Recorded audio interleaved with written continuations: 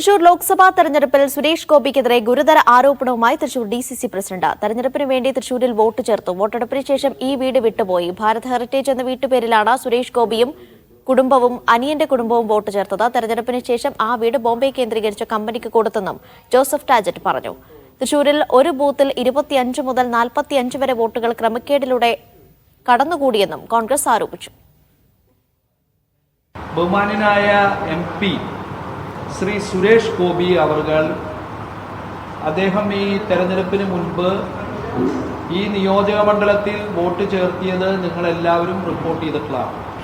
അതായത് പട്ടികയിൽ 1016 മുതൽ 1026 വരെയുള്ള 11 വോട്ടുകളാണ് അദ്ദേഹം ഭാരത് ഹെറിറ്റേജ് എന്ന് പറയുന്ന വീട്ടുപേരിൽ അതായിട്ട് അദ്ദേഹം വോട്ട് ചേർത്തിയത്. ആ വോട്ടെടുപ്പിന് ശേഷം ഈ വീട് ബോംബെ ബേസ്ഡ് ഒരു പാർട്ടിക്ക് കൊടുക്കുകയും ഇപ്പം ആ വീട്ടിൽ ഇവരാരും താമസില്ല. ഇവരുടെ നമ്പറുകൾ അടിച്ചു നോക്കിയപ്പോൾ ഈ വീട്ടിൽ ഇപ്പോഴും വോട്ടുണ്ട്. ആ വീട്ടിൽ താമസക്കാർ ഇവരല്ല. ഇത് വാങ്ങിയ ആൾക്കാരുടെ 2 പേരാണ് ഇന്ന് ആ വീട്ടിൽ താമസം. നടരാജ പരശുരാം കൂടുതൽ വിവരം നൽകും. നടരാജ, ജോസഫ് ടാജറ്റ് എന്താണ് പറയുന്നത്?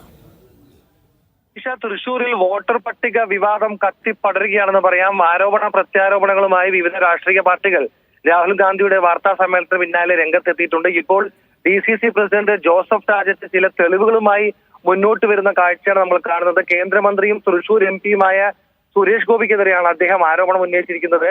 സുരേഷ് ഗോപിയും കുടുംബവും അനിയന്റെ കുടുംബവും വോട്ട് ചേർത്തത് ഭാരത് ഹെറിറ്റേജ് എന്ന വീട്ടുപേരിലാണെന്നും ഇപ്പോൾ ആ വീട്ടിൽ ആരും താമസമില്ലെന്നും DCC പ്രസിഡന്റ് ആരോപിക്കുന്നു.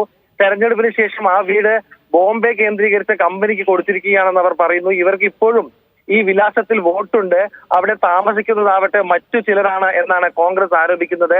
തെരഞ്ഞെടുപ്പിന് വേണ്ടി വോട്ട് ചേർത്ത് അവിടെ നിന്ന് പോയി, വോട്ട് ചെയ്തതിനു ശേഷം പോയി എന്നും ഇത് ധാർമ്മികമായി ശരിയല്ലെന്നും ഇതേ വീട്ടു നമ്പറിൽ കോർപ്പറേഷൻ തെരഞ്ഞെടുപ്പ് വരുമ്പോൾ, അതായത് തദ്ദേശ തെരഞ്ഞെടുപ്പ് വരുമ്പോൾ ഉള്ള വോട്ടർ പട്ടികയിൽ ഇവരുടെ പേരില്ല എന്നും DCC പ്രസിഡന്റ് അതായത് കോൺഗ്രസ് ആരോപിക്കുന്നു. ഇത് പ്രകാരം 116 നമ്പർ ബൂത്തിൽ റാണി സുഭാഷ് ഗോപി, ഗോകുൽ എസ് നായർ, ഭാഗ്യ നായർ, ഇന്ദിര രാജശേഖരൻ, രാധിക സുരേഷ്, സുരേഷ് ഗോപി, മാധവ് സുരേഷ്, കല്യാണി എസ് ഇവരുടെയൊക്കെ പേരിൽ വോട്ട് ഉണ്ടായിരുന്നു എന്നാണ് ഇവർ പറയുന്നത്. തെരഞ്ഞെടുപ്പിന് ശേഷം ഇവരൊക്കെ തന്നെ സ്ഥലം വിടുകയും ചെയ്തു എന്ന് പറയുന്നു. ഇത് ധാർമ്മികമല്ല. ഇത്തരത്തിൽ ഏതാണ്ട് 45 പേരുടെ അതായത് ഒരു ബൂത്തിൽ 25 മുതൽ 45 വരെ വോട്ടുകൾ ക്രമക്കേട് നടത്തിയിട്ടുണ്ട് എന്നുള്ള ഗുരുതര ആരോപണം ഉന്നയിക്കുന്നു. ഇതുപോലെ പല സ്ഥലങ്ങളിൽ പല വീടുകളിൽ ഇത്തരത്തിൽ താമസക്കാരല്ലാത്തവർ വന്ന് വോട്ട് ചേർത്ത് വോട്ട് ചെയ്തു പോയി.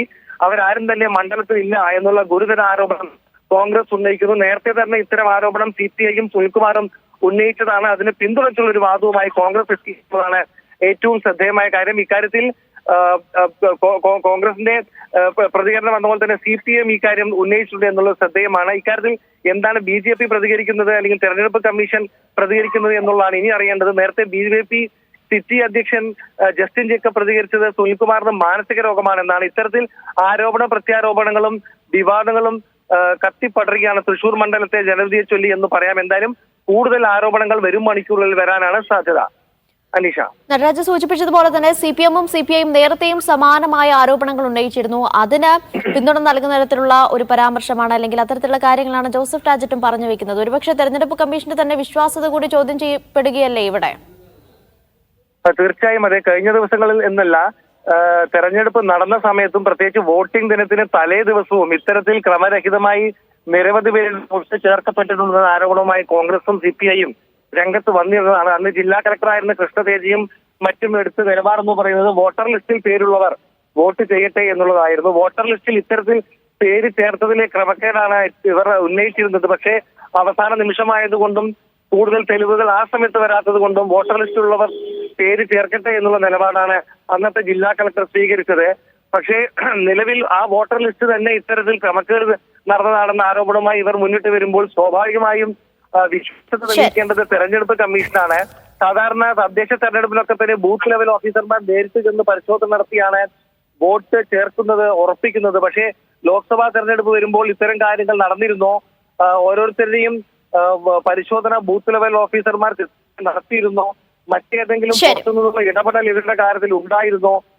ഏതെങ്കിലും ഉന്നത നേതൃത്വം, രാഷ്ട്രീയ പാർട്ടിയുടെ ഉന്നത നേതൃത്വം ഇവരെ സ്വാധീനിച്ചിരുന്നോ?